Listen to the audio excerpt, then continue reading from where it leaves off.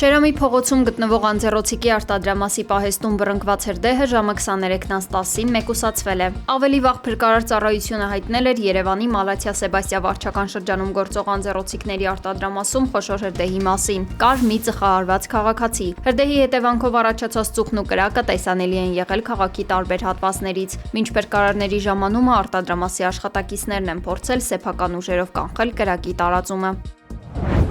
Փաստացի քրեական հետապնդում է հարուցվում վեհապար Հայրապետի եւ Գերագույն հոգեվոր խորհրդի անդամների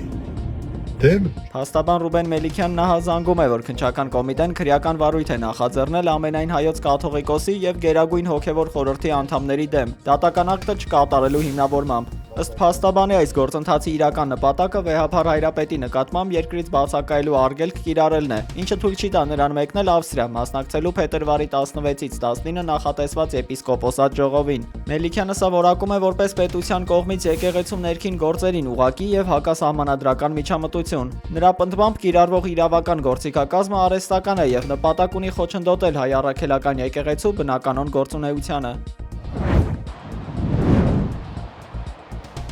Եվրոպական խորհուրդն այսօր հաստատել է Հայաստանին տրամադրվող աջակցության երկրորդ փաթեթը։ Առաջին փաթեթը 10 միլիոն եվրոյի չափով Հայաստանին էր տրամադրվել 2024 թվականին Եվրոպական խաղաղության հիմնադրամի միջոցով։ Զուգահեռաբար Արարատ Միրզոյանը Բրյուսելում մասնակցել է Եվրոպական խորհրդարանի արտաքին հարաբերությունների հանձնաժողովի նիստին։ Նա ներկայացրել է խաղաղության գործընթացի մանրամասները, հաղորդակցությունների ապաշրջափակման հեռանկարները եւ երկրի ժողովրդավարական ընտրությունը։ Եվրոպացի падգամավորները բարձր են գնահատել Հայաստանի բարեփոխումները եւ վերահաստատել են իրենց հետևողական աջակցությունը երկրի ինքնիշխանությանը։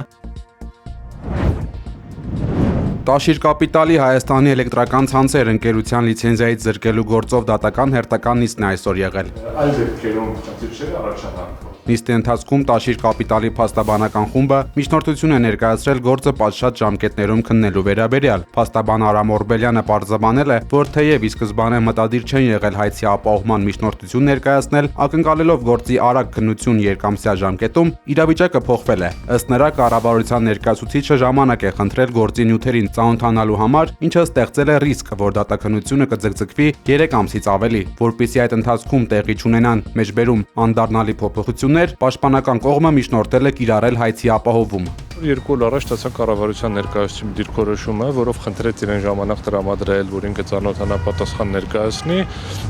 ակնկալելով, որ երբ որ բալանսավորվում է օրենքով սահմանված ժամկետ, մասնակիցների դատավարական իրավունք, հնարավորություն կա, ռիսկ կա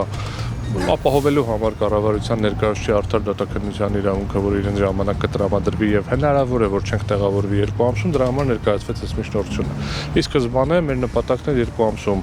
գործը ավարտել, ստանալ որոշում եւ որևէ հայցի ապահովման խնդիր որպես այդպեսին դրված չէր ընդհանրապես, որովհետեւ ակնհայտ էր, որ մենք համոզված ենք հիմնավոր է, որ որևէ խախտում չկա։ Երբ որ բայց մենք դիտարկում ենք արդեն երբ որ կառավարության ներկայացուցիչը պատահականորեն նոր իմացավ, նոր են ներգրավել ֆորմալ առումով, հա, բայց նոր միջնորդում է ժամանակախնդրում ծանոթանա պատասխան ներկայացնի, այդ ժամանակ մենք արդեն միջնորդեցինք եւ դրանով էր պայմանավորված մեր միջնորդությունը, սա շատ կարեւոր է, որ ոչ տենց այլ խնդիր չէր դրված։ Իրանի կառավարական ինքնաթիռը վայրեջք է կատարել Մոսկվայի Վնուկովո օդանավակայանում։ Ենթադրվում է, որ ինքնաթիռում Իրանի նախագահ Մազուդ Փեզեշքյանն է եղել։ Սա տեղի է ունենում Միացյալ Նահանգների Իրանին հնարավոր հարվածներ հասցնելու ֆոնին։ Միաժամանակ ԱՄՆ նախագահ Դոնալդ Թրամփը հայտարարել է, որ Վաշինգտոնը Իրանի ներկայիս վարքագիծը համարում է անընդունելի։ Նա ուղերձ է հղել Թեհրանին, պահանջելով հրաժարվել միջուկային զենքի ստեղծումից եւ դադարել սպանել ցուցարարներին։ ԱՄՆ-ն տարածաշրջանում տեղակայել է խոշոր ռազմածովային ուժեր, բայց ակնկալում ենք խուսափել դրանց կիրառությունից, հայտարարել է Թրամփը։ Ադրբեջանի արտաքին գործերի նախարար Ջեյհուն Բայրամովը հեռախոսազրույց է ունեցել Իրանի արտաքին գործերի նախարար Աբբաս Արաղչիի հետ։ Զրույցի ընթացքում կողմերը քննարկել են Իրանում վերջին իրադարձությունները։ Բայրամովը շեշտել է, որ Ադրբեջանը թույլ չի տա իր տարածքն օգտագործել Իրանի դեմ ռազմական գործողությունների համար։ Նրա խոսքով Ադրբեջանը ձեռնպահ կմնա Իրանում լարվածության սրմանն ու հարցի արագ կարգավորմանը խոչընդոտող քայլերից։